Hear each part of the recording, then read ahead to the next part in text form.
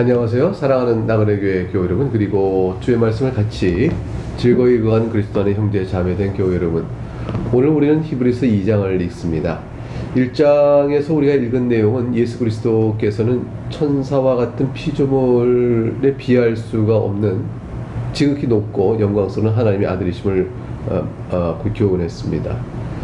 하나님의 아들이신 예수님께서는 만물을 만드신 창조주이시죠. 그리고 또한 만물을 붙드시고 또 다스리시는 하나님으로서의 영광의 광채이시고 본체 형상, 곧 하나님의 실상을 그대로 나타내시는 참 하나님이십니다. 따라서 하나님 아버지와 동등되시고 본질이 동일하신 분이시죠. 그 하나님의 아들께서 세상으로 오신 겁니다. 그러므로 우리와 같은 인성을 지니시게 되셨고, 그러므로 예수님은 참 하나님이시며 참 사람으로 계신 중보자이십니다. 이 땅에서 인성을 가지시고 우리와 같은 사람이 되셔서 하셔야 될 모든 구속사역을 이루신 후에는 만유의 상속자로서 하나님 우편에서 만유를 다스리고 계십니다. 예수님은 바로 이렇게 놀라우신 분이므로 유대교로 다시 돌아가려고 혹시 시험에 들어있는 유대인들, 그 히브리인들에게 그러해서는 안 될 것이다 라고 권고를 하고 있죠. 그 말로 이제 2장을 시작하고 있습니다. 1절, 그러므로 우리가 들은 것에 더욱 유념함으로, 지금 말씀 잠깐 요약했던 1절의 말씀이죠. 1장의 말씀의 내용을 너희가 들었으니 그것을 잘 유념함으로 우리가 떠내려가지 않도록 실족하여 구원의 길에서 미끄러지지 않도록 함이 마땅하다. 천사들을 통하여 하신 말씀이 경고하게 되어 모든 범죄함과 순종하지 아니함이 공정한 보응을 받았거든. 왜냐면 이런 뜻이죠. 1절, 떠내려가지 않도록 함이 마땅하다. 왜냐면 만일 천사를 통하여 하나님이 말씀하신 것도 경고하다면, 그래서 구속력과 마땅히 지켜야 될 의무를 부여하고 우리에게 구속하는 그런 힘을 가지고 있다면, 그래서 말씀을 천사들의 전을 통하여 전한 말씀을 어기고 불순종하여 공정한 보응을 받는 일이 있다면, 하물며 하나님 아들의 복음을 거스른다면 어떻게 되겠느냐. 비교하라. 천사와 이제 하나님 아들인 예수 그리스도를 비교하여 비교도 안 되는 천사의 높으신 하나님 그분이심을 말하고 난 다음에 천사의 말도 우리에게 마땅히 해야 할 의무를 주어지는 것이라면, 그래서 그걸 행하지 않을 때 우리가 공정한 보응을 받는다면, 하물며 하나님의 아들이신 예수 그리스도의 말씀의 복음을 거슬려 떠난다면 어떻게 되겠느냐. 그러므로 시험이 들어 그리스도가 이화하심에도 불구하고 실족하여 떠내려가지 않도록 해야 할 것이라. 3절 전반절에 우리가 이같이 큰 구원을 등한히 여기면 어찌 그 복음을 피하리요. 그리스도의 복음을 무시하고 믿지 않고 떠나간다면 그래서 받아야 할 보응, 그것은 공의의 심판인데 그래서 어찌 받지 않을 수가 있겠는가.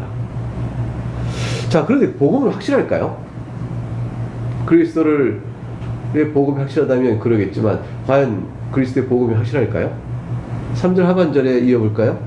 이 구원은 처음에 주로 말씀하신 바요 들은 자들이 우리에게 확정한 바니, 이 복음이 주께서 우리에게 알려주신 바예요. 예수님께서 생전에 이 땅에 계실 때, 즉 육신 가운데 이 땅에 거하고 계실 때 공생의 기간에 우리에게 알려주신 내용이요, 그 듣고 사도들을 통해 또 우리에게 전해주고 있는 내용이라. 4절 보니까 하나님도 표적들과 기사들과 여러가지 능력과 및 자기의 뜻을 따라 성령이 나누어 주신 것으로서 그들과 함께 증언하셨느니라. 예수 그리스도께서 말씀을 전하실 때, 사도들이 또 복음을 증언할 때 표적과 기사가 나타났죠. 능력도 나타났습니다. 성령의 역사가 나타났어요. 그래서 그 모든 것들은 다 예수 그리스도의 복음이 참으로 큰 구원임을 말해준 증언의 일이었습니다. 생각해보라.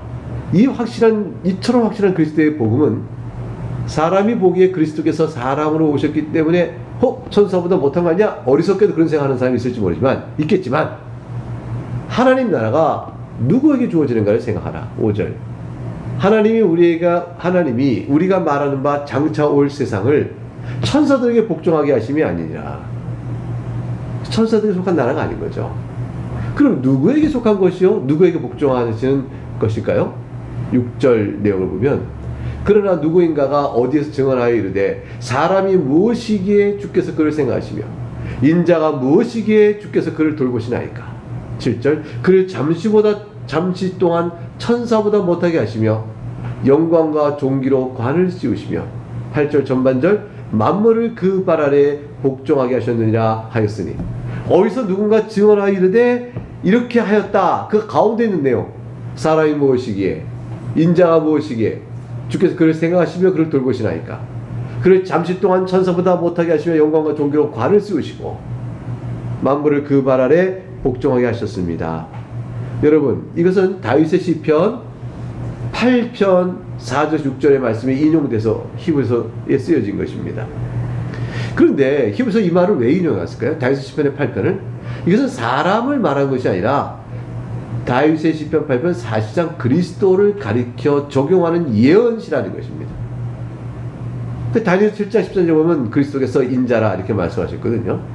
그래서 사람이 무엇이기에 이 사람은 그리스도를 가리키는 것이죠. 인성 가운데 인성을 취하시고 본래 하나님이신 그분께서 우리의 중보자로 이 땅에 오실 때 그 인성 가운데 그리스도를 바라보며 사람이 무엇이기에 인자가 무엇이기에 그분이 누구십니까?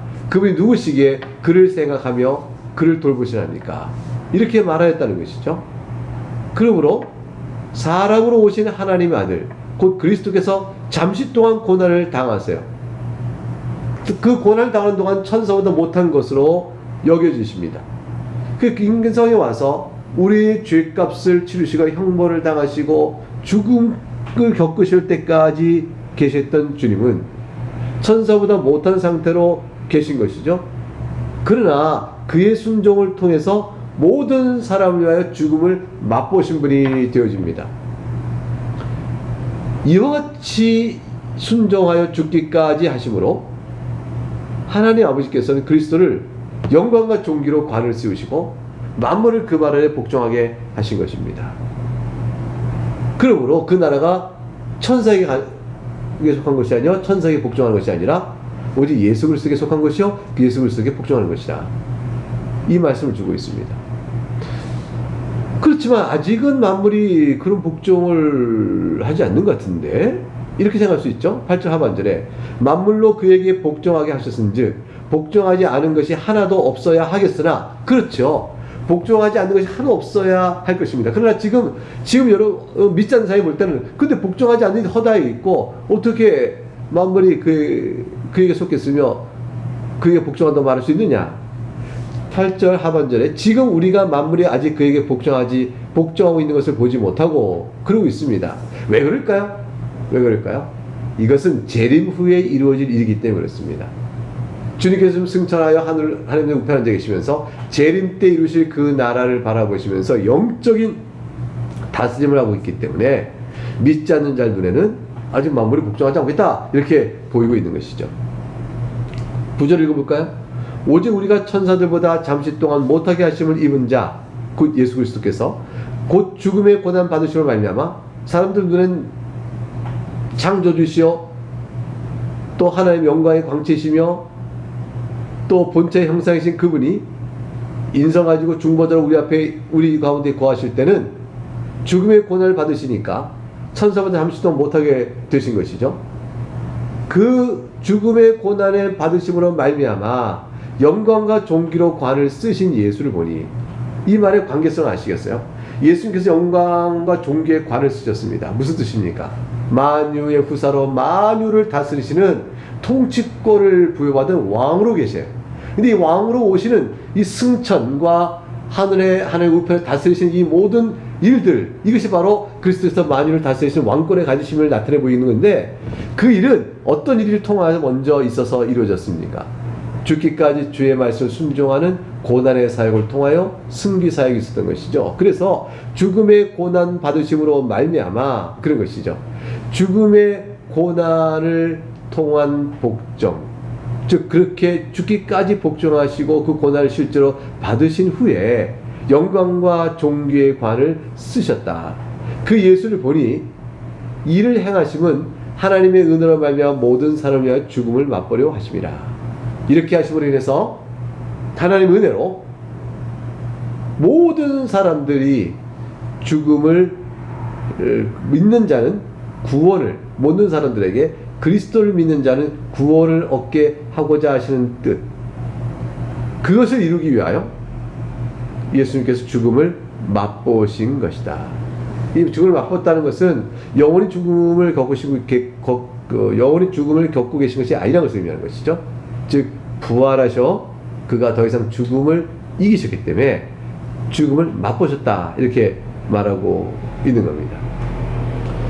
결국 그러한 과정 때문에 주님께서는 이 땅에 계시고 또 죽음의 고난을 겪으시는 과정을 들어가신 것이고, 따라서 그가 부활 승천하셔 하늘 우편에 계시지만 재림하 이루실 그날까지는 천사보다 아직 못한 것처럼 보이는 것이 있는 것이죠.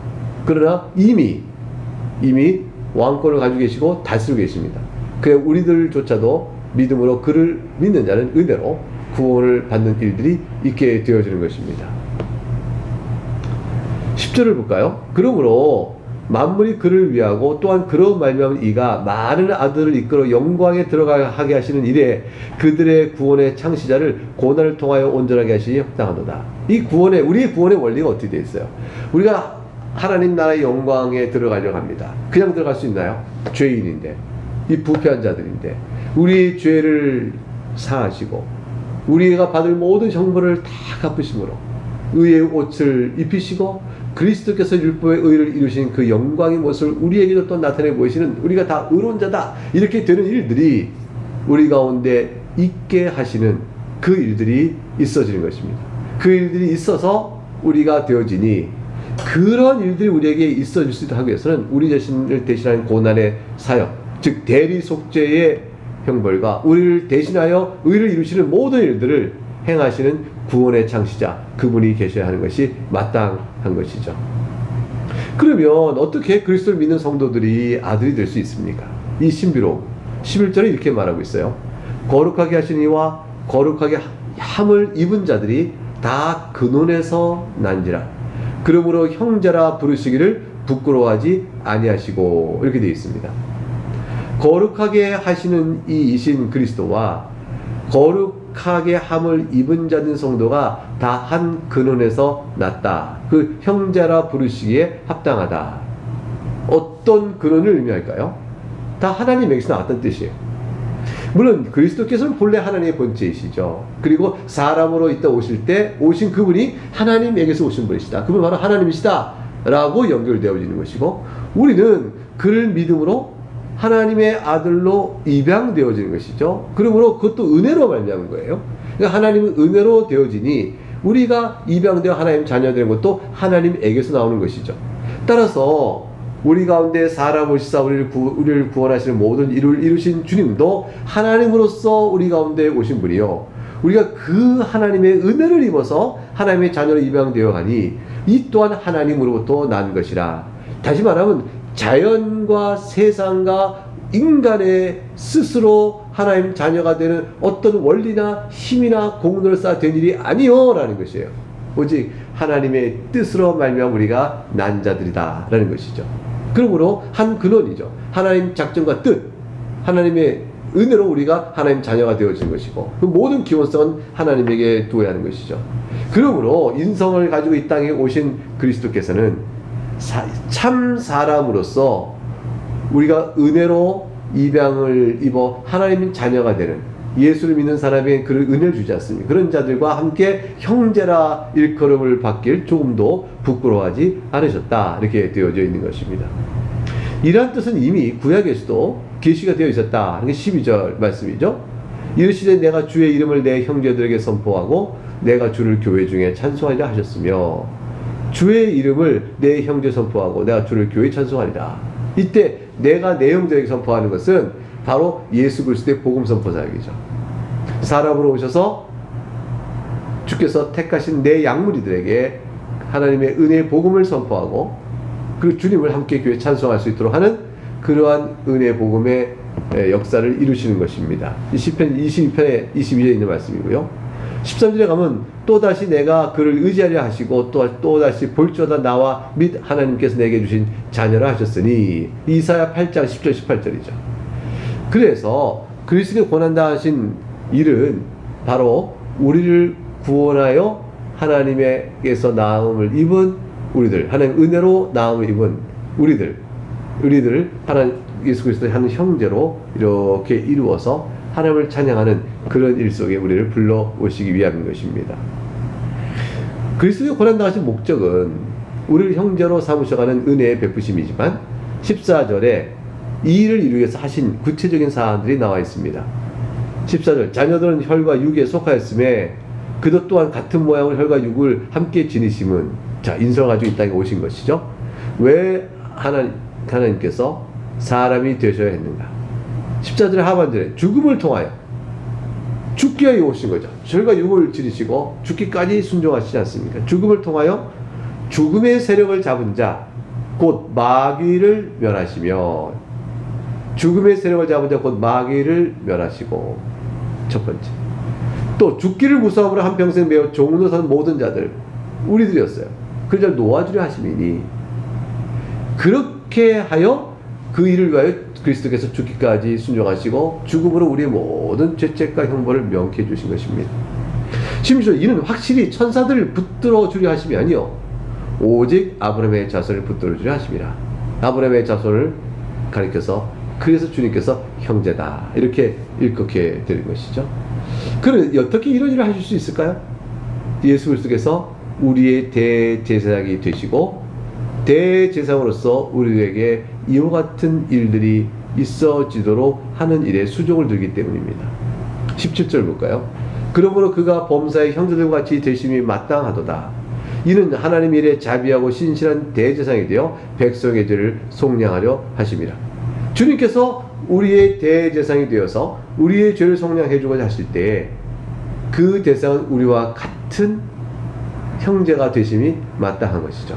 우리와 같은 형제가 되심으로 사람으로 사람의 죄를 제사를 올려주시는데, 근데 그 대상은 스스로 자신이 희생 제물이 돼서 대리속죄를 이루신 하나님께서 사람 되신 바로 중보자 그분이세요.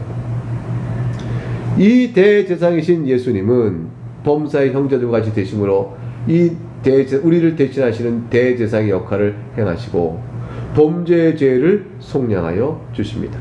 근데 어떤 제사장일까요? 그걸 보니까 자비하고 신실한 대제사장이라 이렇게 되어 있습니다. 우리가 하나님의 자비를 입어서 하나님의 은혜를 입고 대제사장의 중보 사역을 통한 구원을 받습니다. 오직 하나님의 자비로우시며 대제사장이신 예수 그리스도의 자비로우심 때문입니다. 그리고 신실함입니다. 약속하신 바를 그대로 우리 가운데 이루시고 우리의 허물을 가리워 우리를 주의 자녀 삼으시는 그 신실하신 은총을 변개치 아니하시고 행하시는 대제사장이십니다. 사랑하는 교회 여러분, 우리의 허물을 대신하여 하나님께 단언하시고 우리의 허물을 감춰주는 대제사장이 그분께서 실로 자비가 풍성하면 얼마나 좋아요. 그리고 그분께서 우리를 향한 사랑을 변치 않고 끝까지 펴보시면 얼마나 좋아요. 그분이 바로 예수 그리스도이십니다. 여러분과 나의 구주이신 것입니다. 그 18절 그가 시험을 받아 고난을 당하셨은즉 시험 받는 자들 능히 도우실 수 있느니라. 그가 시험을 받으신 것은 우리를 위하여 받으신 것이요 넉넉히 그것을 이기시겠으므로 우리를 또한 도와줄 수가 있는 것입니다. 이제 1장과 2장을 통해서 예수 그리스도께서는 하나님의 아들이시고 천사와 비교할 수 없는 분이시다. 그분께서 이루신 하나님 나라는 그분에게 속한 것이요 그것은 곧 아브라함의 후손인 우리들을 위하여 형제라 이끌으시면서 우리에게 또한 주고자 하신 것이었다. 이 놀라운 내용을 굳게 믿을진데 이 큰 구원을 등한히 여기지 마라.